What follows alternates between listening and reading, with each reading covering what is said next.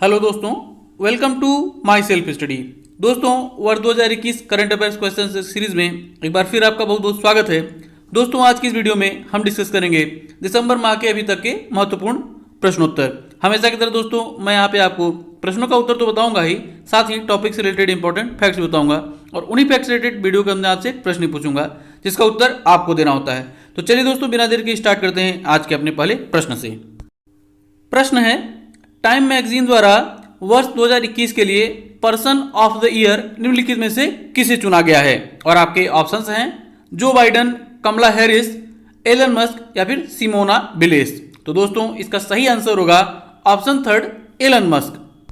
यह तो दोस्तों बात हो गई वर्ष 2021 के। वहीं दोस्तों, अगर हम वर्ष 2020 की बात करें तो जो ऑप्शन फर्स्ट और सेकंड दोनों दिया हुआ है, जो बाइडन और कमला हैरिस, इन दोनों को ही संयुक्त रूप से वर्ष 2020 के लिए टाइम मैगजीन द्वारा पर्सन ऑफ द ईयर घोषित किया गया था। यहीं पर दोस्तों क्वेश्चन के ऑप्शंस में जो ऑप्शन फोर्थ दिया हुआ है, सिमोना बिलेस, तो दोस्तों सिमोना बिलेस को टाइम मैगजीन द्वारा वर्ष 2021 का एथलीट ऑफ द ईयर घोषित किया गया है। यहीं पर दोस्तों आपको बता चलूं कि ये जो एलन मस्क हैं, उन्होंने जनवरी 2021 में ही अमेजॉन के फाउंडर जेफ बेजोस को पीछे छोड़ते हुए दुनिया के सबसे अमीर व्यक्ति बन गए हैं। दोस्तों, जैसा कि आप जानते हैं कि एलन मस्क जो है कि इलेक्ट्रिक कार बनाने वाली कंपनी टेस्ला तथा स्पेस में अंतरिक्ष में काम करने वाली कंपनी स्पेस एक्स के मालिक हैं। अगला प्रश्न है, दिसंबर 2021 में निम्नलिखित में से किस देश ने इच्छा मृत्यु की मशीन के उपयोग की मंजूरी प्रदान की? और आपके ऑप्शंस हैं स्वीडन, स्विट्जरलैंड, फ्रांस या फिर डेनमार्क। तो दोस्तों, इसका सही आंसर हो जाएगा ऑप्शन सेकंड, स्विट्जरलैंड। यहीं पर दोस्तों आपको बता चलूं कि स्विट्जरलैंड में आत्महत्या जो है वह किया जा सकता है। वहां पर आप अनुमति प्राप्त करके अगर चाहें तो आत्महत्या कर सकते हैं। और इसी प्रक्रम में दोस्तों इस मशीन की जो है कि इस मशीन को बनाया गया है और इस मशीन का नाम है शार्को, जैसा कि आप इस इमेज में भी देख पा रहे हैं। और ये कैप्सूल टाइप का है मशीन दोस्तों, और इसके अंदर एक बटन लगा हुआ है। जो भी व्यक्ति अगर स्वेच्छा से ये चाहे कि मुझे अब आत्महत्या कर लेनी है तो वह इस कैप्सूल के अंदर लेट जाएगा और उसमें एक दिया हुआ बटन उसको दबा दिया जाएगा। तो इससे होगा क्या कि वहां पे ऑक्सीजन की कमी होने लगेगी और 1 मिनट के अंदर, विद इन अ मिनट, उस व्यक्ति की मृत्यु हो जाएगी। अब यहाँ पर बात स्विट्जरलैंड की हो रही है, तो आपको बता चलूंगा दोस्तों कि स्विट्जरलैंड एक यूरोपियाई देश है। और जैसा कि आप इस मैप में देख पा रहे हैं कि Switzerland France, Italy, Germany, Austria आदि देशों से घिरा हुआ एक लैंडलॉक कंट्री है और स्विट्जरलैंड की राजधानी है बर्न। स्विट्जरलैंड का दोस्तों एक बहुत ही फेमस शहर है जेनेवा, जहां पे WTO, WHO आदि अनेक संगठनों के मुख्यालय हैं। अगला प्रश्न है, निम्नलिखित में से किस देश ने फरवरी 2022 में चीन के बीजिंग में आयोजित होने वाले विंटर ओलंपिक्स खेलों के राजनयिक विरोध की घोषणा की है? और आपके ऑप्शंस हैं दक्षिण कोरिया, अमेरिका, फ्रांस या फिर भारत। तो दोस्तों इसका सही आंसर हो जाएगा ऑप्शन सेकंड, अमेरिका। इस संदर्भ में दोस्तों आपको बता चलूं कि यहां पर विरोध की बात नहीं हो रही, राजनयिक विरोध की बात हो रही है। तो अब यह राजनयिक विरोध क्या है? दोस्तों, जैसा कि किसी भी देश में कोई भी अगर आयोजन होता है, खेलों का आयोजन होता है, तो वहां पे एथलीट तो जाते ही जाते हैं, उनके साथ में जो है कि उन देश को रिप्रेजेंट करने के लिए कोई एक बड़ा अधिकारी या फिर मंत्री भी साथ में जाते हैं। तो दोस्तों यहाँ पर अमेरिका ने कहा क्या है कि इस आयोजन में हम अपने एथलीट तो भेजेंगे लेकिन कोई भी राजनीतिक व्यक्ति नहीं भेजेंगे। तो इस प्रकार यह राजनयिक विरोध हुआ। और इसके पीछे अमेरिका ने कारण क्या दिया है कि चीन के जिंगजियांग प्रांत में हो रहे उइगुर मुसलमानों के साथ अत्याचार। साथ ही दोस्तों आपको बता चलूं कि अमेरिका के इस विरोध के समर्थन में कनाडा, ब्रिटेन, ऑस्ट्रेलिया, जापान आदि देश आए हैं। वहीं पर दोस्तों भारत, पाकिस्तान, फ्रांस, रूस, दक्षिण कोरिया आदि देशों ने यहां पर चीन का समर्थन किया है। इसे आप ध्यान रखिएगा। अगला प्रश्न है, दिसंबर 2021 में हमारे पहले CDS यानी कि chief of defence staff general Bipin Rawat ji की एक हेलीकॉप्टर दुर्घटना में निधन हो गया। तो आपको बताना है दोस्तों कि उनके अंतिम संस्कार में उन्हें कितने तोपों की सलामी दी गई? और आपके ऑप्शंस हैं 101, 21, 19 या फिर 17। तो दोस्तों इसका सही आंसर हो जाएगा ऑप्शन फोर्थ, 17 तोपों की सलामी। अब दोस्तों बात आती है कि उन्हें आखिर 17 तोपों की ही सलामी क्यों दी गई? तो दोस्तों आपको बता चलूं कि यह एक प्रोटोकॉल होता है। जैसे कि हमारा देश है, हमारे देश के जो राष्ट्रपति हैं उनको 21 तोपों की सलामी दी जाती है उनके सम्मान में। वहीं अगर दूसरे देश के राष्ट्राध्यक्ष हमारे देश भारत में आते हैं तो उन्हें 19 तोपों की सलामी दी जाती है, जबकि हमारे देश के जो भी कोई शीर्ष सैन्य अधिकारी को जो है सलामी दी जाती है तो उन्हें 17 तोपों की सलामी दी जाती है। तो इस प्रकार दोस्तों उनके अंतिम संस्कार में उन्हें 17 तोपों की सलामी दी गई। इस संदर्भ में दोस्तों जैसा कि आप जानते हैं कि 8 दिसंबर को तमिलनाडु के गुंटूर जिले में MI-17 V5 हेलीकॉप्टर से यात्रा करते हुए जनरल बिपिन रावत एवं उनकी पत्नी समेत कुल 13 अधिकारियों की मृत्यु हो गई थी। वहीं दोस्तों 15 दिसंबर को एकमात्र इस दुर्घटना में बचे ग्रुप कैप्टन वरुण सिंह जी ने भी 15 दिसंबर को दम तोड़ दिया। साथ ही दोस्तों आपको बता चलूं कि जनरल बिपिन रावत जो है कि इन्होंने जनवरी 2020 में ही जो है कि देश के पहले CDS के रूप में अपना पदभार ग्रहण किया था।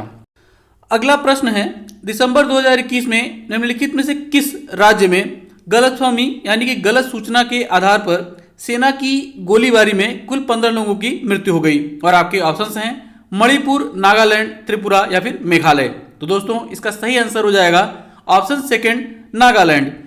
इस संदर्भ में आपको बता चलूं दोस्तों कि हमारी सेना को खुफिया एजेंसियों के हवाले से यह सूचना मिली कि इस स्थान पर जो है कि कुछ लोग जीप में भर के जा रहे हैं और वो उग्रवादी हैं। सेना ने उनको घेर लिया और उन पर भारी गोलीबारी किया और इस गोलीबारी में कुल 7 लोग मारे गए। बाद में देखा गया दोस्तों कि उस गाड़ी में कोई जो है कि उग्रवादी नहीं सवार थे, बल्कि उसमें आम नागरिक सवार थे और उसमें कुल 7 लोग मर गए थे। इसके बाद दोस्तों जो है कि जो आसपास के गांव के लोग थे वह काफ़ी नाराज हुए और उन सभी ने मिलकर सेना को घेर लिया और इसके बाद सेना को जो है कि मारने की कोशिश की और इस सैनिकों के ऊपर किए गए इस हमले में हमारे एक जवान की भी मृत्यु हो गई। इसके बाद दोस्तों जवानों को अपनी फायर खोलनी पड़ी अपनी आत्मरक्षा में और इस जो है कि जवाबी कार्रवाई में कुल 7 अन्य ग्रामीण भी मारे गए और इस दुर्घटना में दोस्तों कुल इस प्रकार 15 लोगों की मृत्यु हुई। अगला प्रश्न है, दिसंबर 2021 में सिपरी द्वारा जारी किए गए दुनिया के शीर्ष 100 हथियार बनाने वाले कंपनियों की सूची में निम्नलिखित में से कौन सी भारतीय कंपनियां शामिल रहीं? और आपके ऑप्शंस हैं हिंदुस्तान एरोनॉटिक्स लिमिटेड यानी कि HAL, भारत इलेक्ट्रॉनिक्स लिमिटेड यानी कि BEL, इंडियन ऑर्डिनेंस फैक्ट्री यानी कि IOF या फिर उपरोक्त सभी। तो दोस्तों इसका सही आंसर हो जाएगा ऑप्शन 4 उपरोक्त सभी। यानी कि दोस्तों यह जो तीनों ही कंपनियां हैं वह तीनों ही कंपनियां शीर्ष 100 में शामिल रहीं और इन तीनों का जो रैंकिंग था दोस्तों वह HAL को 42वां, BEL को 60वां जबकि इंडियन ऑर्डिनेंस फैक्ट्री को 66वां स्थान प्राप्त हुआ। इस प्रकार शीर्ष 100 कंपनियों में भारत की 3 कंपनियां शामिल रही। वहीं पर दोस्तों एक देश के रूप में अगर भारत की गणना की जाए तो इन्होंने जो अपनी सूची जारी की उसके अनुसार भारत कुल 11वें स्थान पर रहा। अगला प्रश्न है, दिसंबर 2021 में हैदरपुर आर्द्रभूमि को उत्तर प्रदेश राज्य का 9वां रामसर स्थल घोषित किया गया। तो आपको बताना है दोस्तों कि यह आर्द्रभूमि किस जिले में स्थित है और आपके ऑप्शंस हैं मुजफ्फरनगर, शामली, बिजनौर या फिर देवरिया। तो दोस्तों इसका सही आंसर हो जाएगा ऑप्शन 3 बिजनौर। अब दोस्तों यहाँ पर 9वें रामसर स्थल की बात हो रही है तो बाकी के 8 कौन हैं वो उनकी लिस्ट दोस्तों आपके लिए लगा दी गई है, इसे आप देख सकते हैं। यहीं पर दोस्तों आपको बता चलूं कि वर्तमान समय में यह तो उत्तर प्रदेश राज्य का 9वां था, लेकिन अगर हम पूरे देश की बात करें तो वर्तमान समय में देश में कुल 47 रामसर स्थल हो गए हैं।